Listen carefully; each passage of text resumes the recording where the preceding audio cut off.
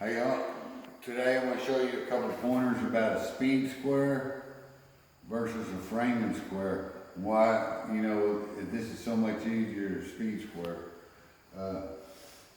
Let's say that we were wanting to determine, this is going to be one of the things that you can do with a speed square. Speed square's got multiple applications. But let's say that we wanted to mark some rafters for a roof or something, or on a particular angle. Let's say that this here is a house, okay? Well, the angle of this roof here is always going to be a specific thing. If you look at the elevation drawings, how the picture of the house is really going to look, let's say that this is the way it looks, something like that. But it'll show you an accurate representation of how the architect wants the house to look when it's finished. On the top of it, it'll have little marks like this on the roof line. It might say 412, and that's what you're looking for. It could be something else. It could be 812, something like that. But that's telling you the pitch of the roof. So this is a 412 pitched roof, let's say, on this, okay? So, let me show you how you use this real quick.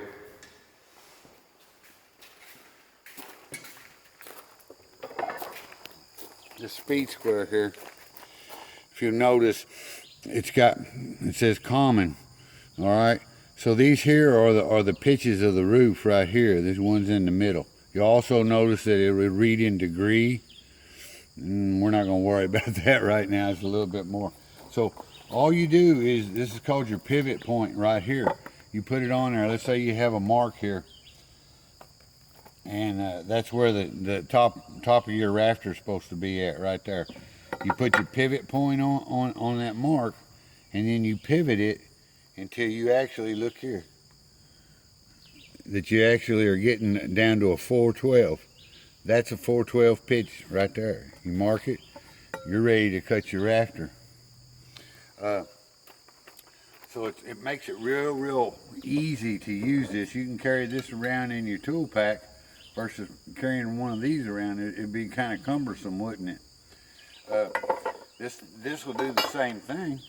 I mean, it's just a simpler version. You put it on 4 and 12, right there. It'll give you the same mark, see? But it's just a lot more convenient to carry this around. Now, if you'll notice, if I were to take this speed square, put it on a 412, I'm coming up about 18 and a half, all right? 18 and a half. Now, let's say that this is the bottom of the rafter here. You're always gonna make a little seat cut like that for where it'll sit on the wall coming up into it, all right? Now, if you want to know what angle this is, this here is still that 412. But if you want to know this angle here, look here. Everything's always set up on 90 degrees. So all you do is subtract that from 90 degrees. There you go. 71 and a half. So this cut here, you could do it with a speed square like that. Boom, that would be the cut. And if you'll notice, see how it's all determined on 90-degree angles? Look there. Boom. It's with my mark here. That's a 90-degree angle.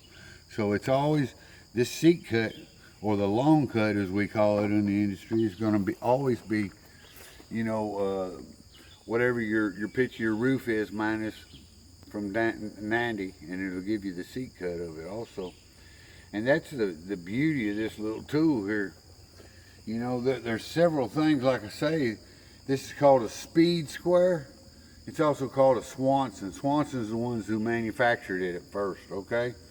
But I mean, you notice it's got these little grooves in here.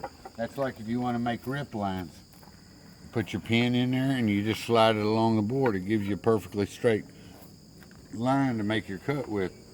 But once you learn how to use this thing, you can do quite a few things that you might have to pack around a regular carpentry framing square to get those done. But that's the main thing that I wanted you to see. That also, you notice that it's graduated in measurements this way, so you got a ruler on there too, right here. That's just a couple of the things that it'll do, and that's just an introduction to what the speed square is for. Your carpenter is always going to have one of these in his back. Even if you just make a measurement and a mark, you're still going to need a square line to saw it off, right? Okay, well, that's all I got for you on that.